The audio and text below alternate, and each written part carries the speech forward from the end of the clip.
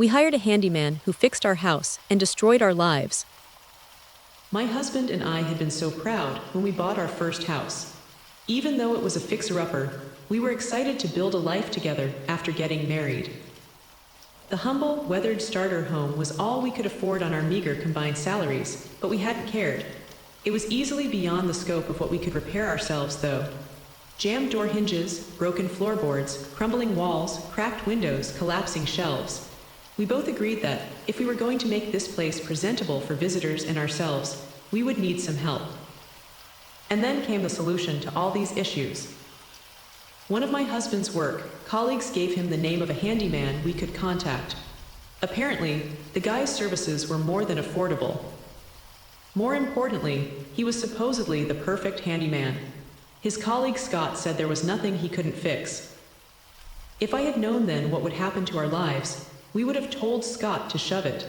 We would have just happily lived together in that rundown house, as if it was a mansion instead. Those crumbling interiors would have been far safer for us. But instead, Darrell reached out to the handyman that night. "Hello, Handyman Jim speaking. You break it, I fix it. What can I do for you today?" came a cheerful and deep male voice from the phone. "Hi, my wife and I are in desperate need of a handyman for where should I start?" Darrell and I decided that the first thing we would have Jim repair was the busted staircase and landing railings.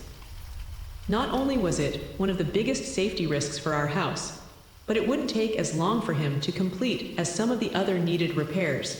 The perfect trial job to assess the quality of his work. He arrived promptly at 10 a.m. sharp the next day. I was stunned at what I saw. Jim the handyman looked to be in his mid-40s, and yet, at the same time, he looked remarkably well preserved. With a full head of short-cropped brown hair, a wide and bright smile, and a fit and muscled body, he definitely didn't look as if the years of hard work had worn him down at all. In his neatly pressed carpenter overalls, stepped out of his pickup truck and walked over to us on our front porch. "You must be Jeanette and Darrell. What a pleasure to make your acquaintance." He beamed in that polite, rumbling voice, shaking our hands. "Now where is this damaged railing you need help with?" We led him inside to the damaged balcony railing in question, and he instantly got to work on it. For the most part, Darrell and I stayed out of his way as he shuttled back and forth to his truck to get supplies or lay down tarp. I did catch glances of him working occasionally, though, hammering in nails or drilling through wooden pieces. He moved fluidly and quickly, as though he had done this a million times before and always knew exactly what he would do next. It was like a calling for him. Any doubts I may have had were instantly eased by me knowing this was clearly an experienced professional. Only a few hours later, I heard the sounds of construction stop and saw Jim poking his handsome face around the living room door to tell us that he was done. The handiwork we saw when Darrell and I observed the final result was simply incredible. Polished, neat wooden railings lined the stairway and upstairs landing, with not a single dark wooden pillar out of place. Resting my hand against it, the railing was as secure as it looked. As the cherry on top, Jim had cleaned up the area immaculately, leaving behind not even a loose nail. In the middle of our rinky-dink house, there was a first-class quality banister and staircase. If this was the kind of quality he brought to one job, imagine how he could transform the rest of our home. "Wow, thank you so much. This is a fantastic job, and done so fast too," Darrell exclaimed, as thrilled by the work as I was. "Jeanette, can you grab my wallet, dear?" For a job of this quality and speed, anyone could have expected a fee of tens of thousands of dollars. But, to our utter elation, Jim charged us only a mere percentage point of that amount.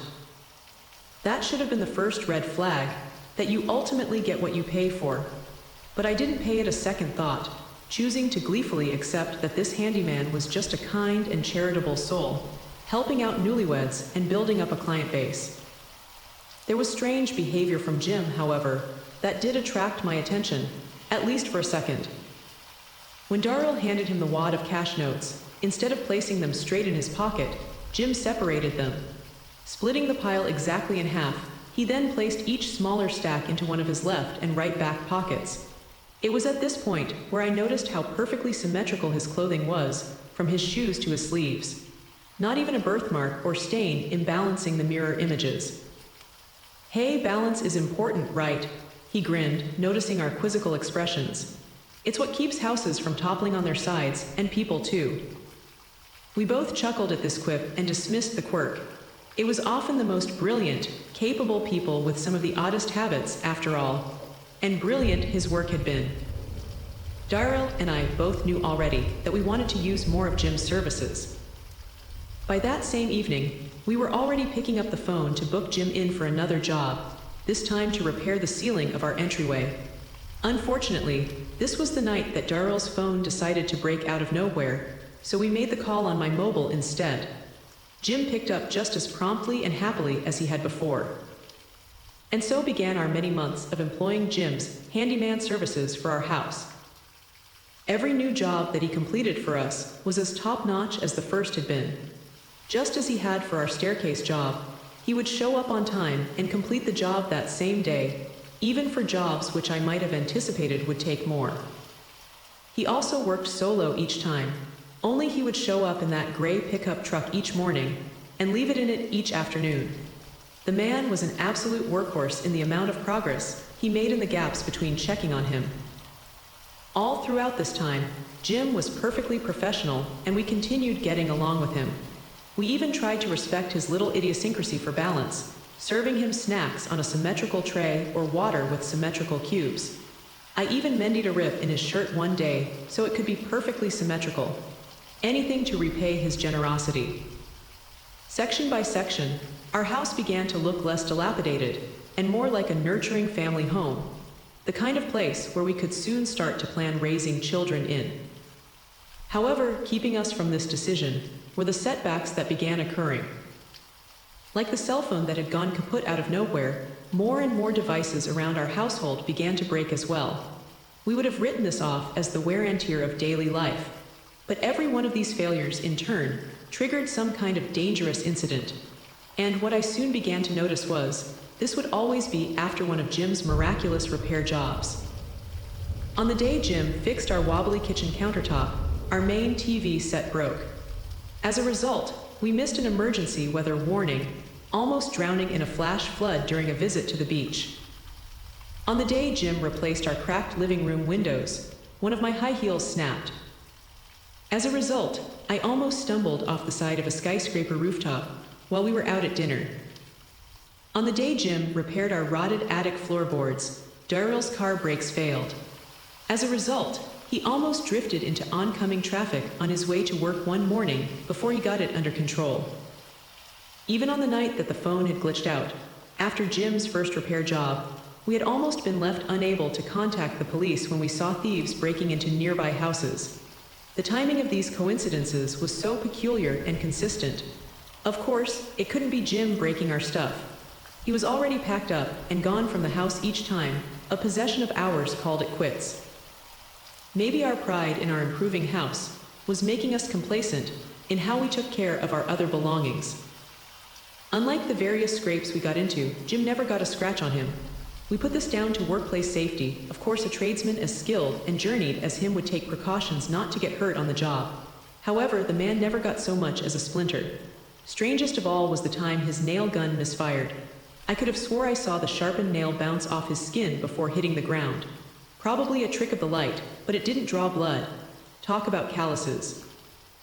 We had hoped that our bad luck with appliances might lift as our house renovations neared completion. Sadly for us, it would be just the opposite. I'll never forget the day that my inhaler broke, endlessly gasping for air, clicking the jammed asthma puffer to no avail.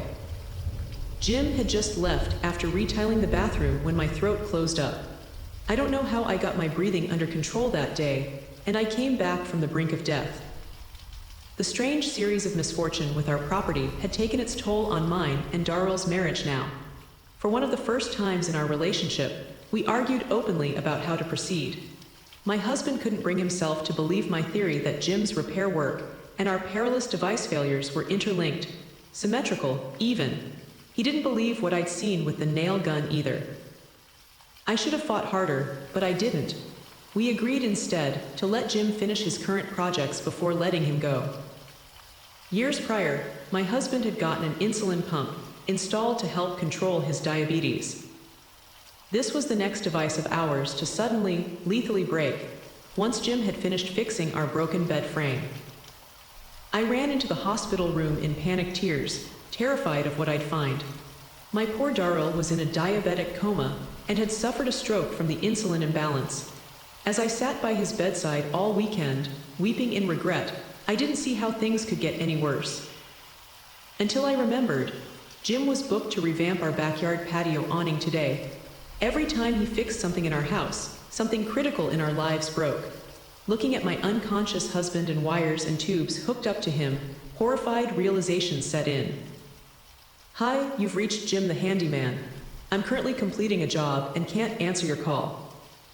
Please leave a message.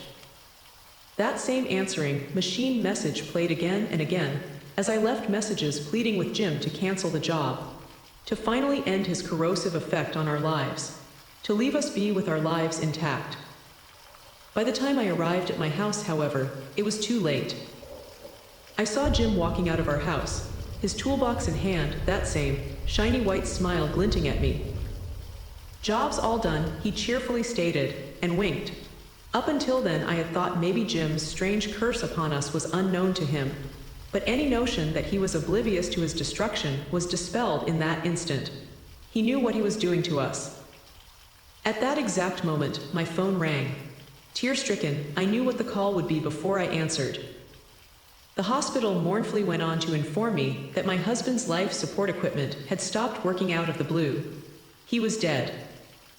And the sinister being in front of me was the reason. I glared in fury at Hell's Handyman, the one who had taken my husband from me through his lethal, supernatural curse. Get the fuck out of here, I screamed, voice shaking. What the hell did you do to me and Darrell? Jim just laughed, as if I'd told him a mild joke, instead of accusing him of murdering my husband. Gosh, I didn't do anything to him. I guess the universe just appreciates balance as much as I do. There's a price for every fix. His voice now yielded a malice that overtook his entire folksy persona. As for me no longer helping you, I'm afraid I can't do that. There's still more work left to be done on your house. It's not like anything can get rid of me. I mean, hey, you saw that yourself. So, what do you want me to fix next? Horrified, I thought back to that nail bouncing off his skin and to his well-preserved appearance. The creature in front of me wasn't human, wasn't going to leave me alone, and wasn't going to die either. Not until his balance had killed me too. Balance! An idea flashed through my mind. In a flash, I raced past the eldritch handyman into the house. Moments later, I re-emerged with two objects. Facing the amused Jim, I held the mended shirt up in front of him. You love balance, right? Well, I fixed this for you. Which, by your rules, means I can destroy something of yours too. Mirthfully, I tossed the clothing at his feet. Jim looked down at it for a second, and looked up just in time to see the gun pointed at his chest. Bang! The bullet I fired into the being's chest didn't bounce off this time. Instead, blood gushed from the wound. Jim looked up at me, his trademark smile gone, and demonic rage flickered in his eyes for a second. Then he slowly turned, shambled to his pickup truck, and drove away. Just like that, the cursed being which had threatened to dismantle what remained of my life was gone. It's been years since that day, and I still live in that home. Far from a starter home, I plan on living out the rest of my life in it. Darrell died for this house, after all. In all this time, Jim hasn't returned to finish me. That hasn't stopped me from waiting on the front porch swing for him every morning, shotgun in hand, just in case. I'll admit that it is a beautiful porch swing to keep watch for a demon handyman on. That bastard did a fine job building it.